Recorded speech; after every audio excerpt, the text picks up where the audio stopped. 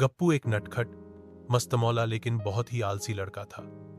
हर सुबह उसकी मम्मी चिल्ला चिल्ला कर उसे उठाती थी, लेकिन फिर भी गप्पू हमेशा देर से उठता और स्कूल लेट हो जाता। टिफिन जल्दी में कभी गिर जाता तो कभी मोजे उल्टे पहनकर भागता। उसकी जिंदगी में सबसे बड़ी परेशानी थी समय की कमी। एक दिन स्कूल से लौटते समय गप्पू की नजर एक पुरानी सी दुकान पर पड़ी। उस दुकान पर धूल जमी थी, लेकिन अंदर से कोई रहस्यमयी चमक आ रही थी।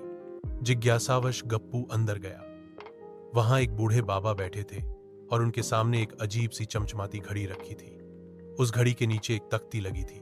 यह घड़ी समय को पीछे ले जा सकती है, सोच समझकर प्रयोग करें। गप्पू की आंखें चमक उठीं। उसने पूछा, बाबा, क्या मैं इस घड़ी को ले सकता हूं? बाबा मुस्कुराए और बोले, ले जाओ बेटे, लेकिन याद रखना, हर समय का एक मोल होता है। गप्पू खुशी खुशी घड़ी लेकर घर आ गया। उसी रात उसने पहली बार घड़ी घुमाई और जैसे ही उसने कांटा पीछे घुमाया, वो 1 घंटे पहले पहुंच गया। सब लोग सो रहे थे और गप्पू को समझ आ गया कि यह घड़ी सच में जादुई है। अब तो गप्पू मजे में जीने लगा। स्कूल लेट, घड़ी घुमा दी। होमवर्क भूल गया, घड़ी घुमा दी। खेल में हार गया, घड़ी घुमा दी। धीरे धीरे गप्पू हर गलती से बचने के लिए घड़ी का इस्तेमाल करने लगा। लेकिन एक दिन कुछ अजीब हुआ।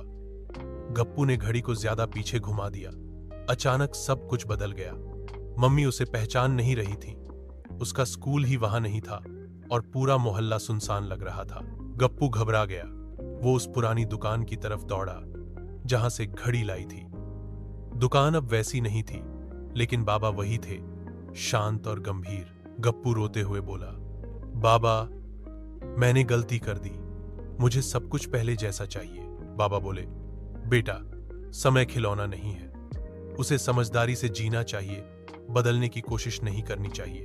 फिर बाबा ने घड़ी वापस ली और गप्पू की आंखें बंद हो गईं। जब गप्पू की आंखें खुली तो वो अपने बिस्तर पर था।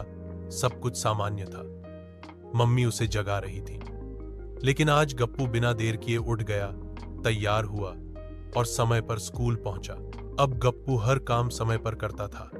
उसे समझ आ गया था कि घड़ी को पीछे करने से अच्छा है खुद आगे बढ़ना। कहानी की सीख, समय को बदलने की नहीं, समझने की जरूरत होती है।